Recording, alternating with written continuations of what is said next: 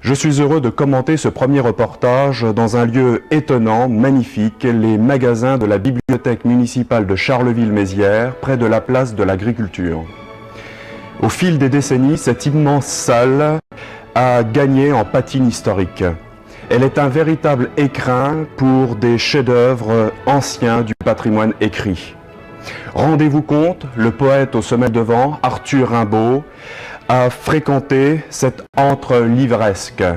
Il y a travaillé, étudié et rêvé. Aujourd'hui, je vous invite à flâner avec moi au travers de quelques sites de l'Antiquité locale. Ce premier reportage va nous conduire à Castris, bourg d'origine gauloise, et sur la voie romaine Reims-Cologne. La région de Charleville-Mézières est depuis des temps immémoriaux un carrefour de communication. Au tout début de notre ère, des centaines de voies romaines permettent le contrôle des nations et tribus intégrées à l'Empire. Dans les Ardennes subsistent les traces de deux voies romaines, l'une et l'autre de Reims à Cologne. Cette dernière desservait Castris, première agglomération de notre histoire. La voie romaine Reims-Cologne revêt un intérêt tant économique que stratégique. Édifiée par le génie militaire romain, elle permet l'acheminement des légions vers le Limes, c'est-à-dire la frontière qui sépare le monde prétendu civilisé du monde chaotique des barbares. De plus, elle mène aux mines de bronze de l'Eifel, c'est-à-dire du nord-est du massif ardennais, importante pour la fabrication des monnaies. La voie romaine, après être passée à Éclis, Novion-Porcien, Gendun, au-dessus de Gruyère, dans la forêt de Froidmont, et près de Fagnon, vient se heurter à la Meuse, au lieu-dit Saint-Hilaire, à 1 km au sud de Warcq. Elle est encore très visible au-dessus de la ferme de la Prêle, entre Warcq et Pry. Construire une voie romaine, c'est tout un art. Les voies romaines sont habituellement étroites, d'une largeur de 3,50 m, 15 en comptant les talus, mais construites avec solidité. L'épaisseur des matériaux peut dépasser 2 mètres. Des matériaux superposés en 4 strates. Tout d'abord un lit de mortier, ensuite une couche de maçonnerie de blocage, puis une couche de sable gras et de chaux aplati par un rouleau compresseur, et enfin un pavage de belles dalles polygonales. Des bornes aident les Romains à remonter à cheval puisqu'ils ne connaissent pas l'étrier. Des millières marquent les distances comme nos bornes kilométriques. Un millière représente 1000 pas romains, c'est-à-dire 1481 de nos mètres.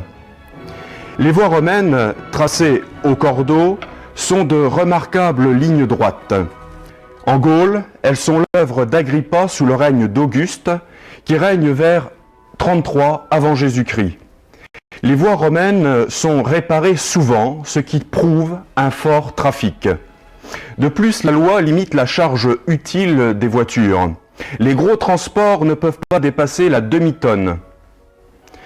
Selon la table de Peutinger, le réseau routier romain est une colossale pieuvre forte de 372 voies principales.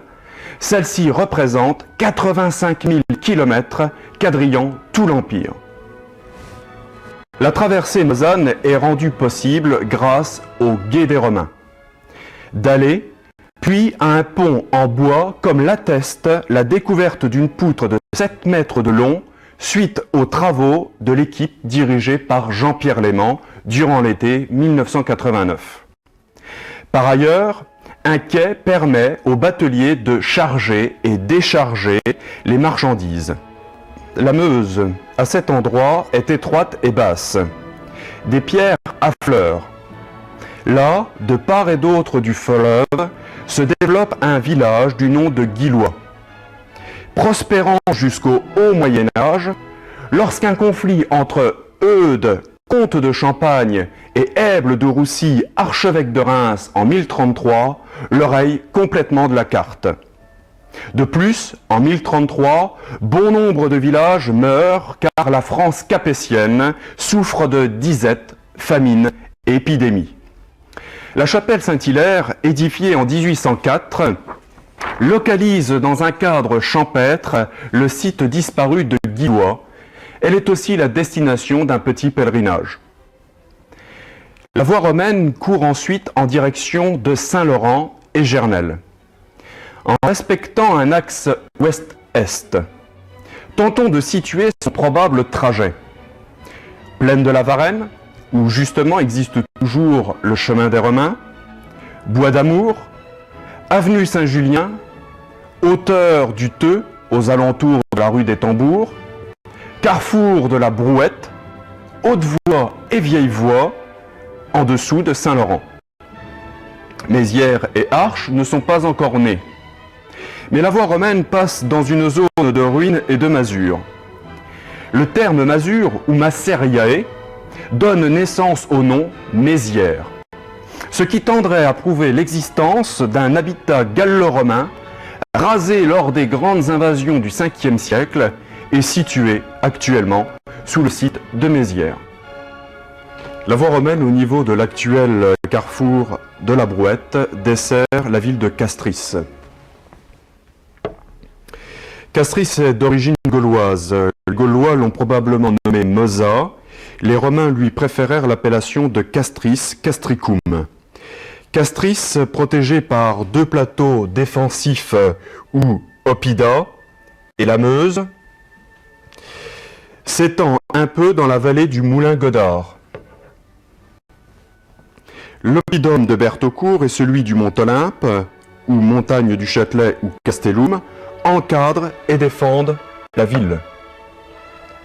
Le plateau de Bertaucourt a un sommet large et plat, alimenté en eau par 3 sources, vitales en cas de siège. Bertaucourt est le site probable d'une bataille entre les Romains et les Gaulois de la tribu des Trévires. En 53 avant Jésus-Christ, le général Labienus défait Indicumare, chef de la tribu des Trévires, s'opposant à l'annexion de la Gaule chevelue. L'intérêt stratégique de Bertaucourt ne se limite pas à l'Antiquité, puisque l'on y construira des blocos avant la Deuxième Guerre mondiale, à proximité des services techniques de la ville. Castris, centre militaire, se trouve toujours en position frontalière, limite des Rèmes, Trévires et Éburon au 1er siècle avant Jésus-Christ, de la Belgica et Germania sous le Haut Empire romain. Bien plus tard, au moment du partage de l'empire de Charlemagne entre ses 3 petits-fils, Charles le Chauve, Lothaire et Louis le Germanique, le traité de Verdun de 843 confirme le rôle frontalier de la Meuse. Je reviendrai sur le traité de Verdun à l'occasion du 2e reportage. Dans la toponymie actuelle de Moncy-Saint-Pierre subsiste la rue du Puy romain, la rue de Castris et celle des Romains. Moncy-Saint-Pierre est à l'époque gallo-romaine une cité commerciale en pleine expansion et le chef-lieu du pagus castricensis, futur comté médiéval. Ce chef-lieu de circonscription attire notables et richesses, comme le prouve la découverte de quantités d'objets de luxe. À partir de 1820, des fouilles archéologiques sont entreprises à Moncy sous la direction de Duvivier. En 1835, une statue de Mercure, dieu protégeant le commerce, est découverte. En 1893 est exhumé un cachet d'oculiste, morceau de schiste ardoisier de couleur verte, dont les 2 faces sont très légèrement taillées en biseau. Il est de forme carrée et mesure 53 mm de côté. Son épaisseur est de 12 mm et demi. Les 4 branches portent des inscriptions. Celles-ci indiquent les remèdes ou collyres recommandés par l'oculiste Marcus Valerius Cedulus. Un an plus tard, en 1894, un curieux monument justifie la patience des chercheurs. En effet, ceux-ci découvrent une sorte de pyramide ou tumulus. Le monument prouve, s'il le fallait, qu'une haute société est rassemblée à Castries. Le cimetière de Castries se trouve au nord du plateau de Bertaucourt. Castries est protégé par 2 oppidats ou plateaux défensifs. Ils sont, par ailleurs, 2 lieux de culte. Sur la montagne du Châtelet, ou Mont-Olympe, est édifié un temple vraisemblablement dédié à l'empereur Julien l'Apostat qui règne aux alentours de 361 après Jésus-Christ, dernier défenseur du paganisme contre le christianisme. Par contre, sur le plateau de Bertaucourt, un culte au dieu Masseur se développe.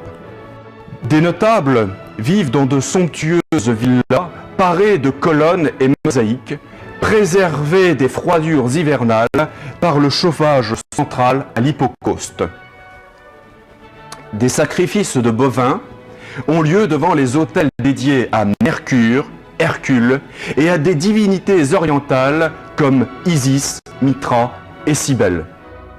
Au IIIe et Ve siècle après Jésus-Christ, les barbares ravagent Castries ainsi que toute la région. Les Francs brûlent tout sur leur passage en 253, 258, 269, 275, puis en 406. En 395, la préfecture des Gaules est transférée de Trèves en Arles. Les voies romaines aident à une progression rapide des envahisseurs. D'aucuns enterrent leurs richesses. Lors des fouilles, les archéologues découvrent des cendres datant des grandes invasions, ou bien des trésors monétaires ou d'orfèvrerie cachés et oubliés. Je pense notamment au trésor de Rethel, un des plus fameux en Europe. Où se trouvait l'embranchement du chemin desservant Castries sur la voie Reims-Cologne? Peut-être à l'actuel carrefour de la Brouette. La voie antique de Castries n'emprunte pas la route départementale 59 du Vivier-Guyon. Les Romains n'aiment pas construire des voies dans les fonds de vallée afin de les sauvegarder, de les préserver des inondations et glissements de terrain. Elle passe sans doute au niveau de la ligne de crête du plateau de Bertaucourt, où se trouve aujourd'hui le centre technique de la ville. La voie romaine, après avoir traversé le vicus de Saint-Laurent-Ville-sur-Lume, s'enfonce au cœur de la forêt d'Ardennes et traverse la Semois à Membres. L'histoire antique prouve combien les boucles de Meuse sont très tôt considérées comme un carrefour stratégique et commercial de première importance. Le mois prochain, nous parlerons de la Meuse, élément essentiel de notre paysage.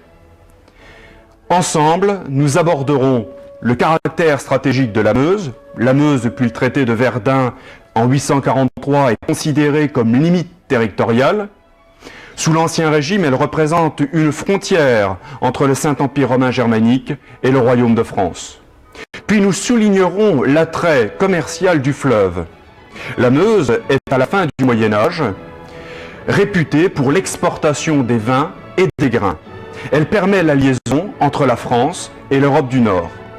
Enfin, nous pourrons découvrir les différents aménagements meusans, moulins, ports, canaux, ponts. Merci de votre attention. À bientôt dans Rétroprojection.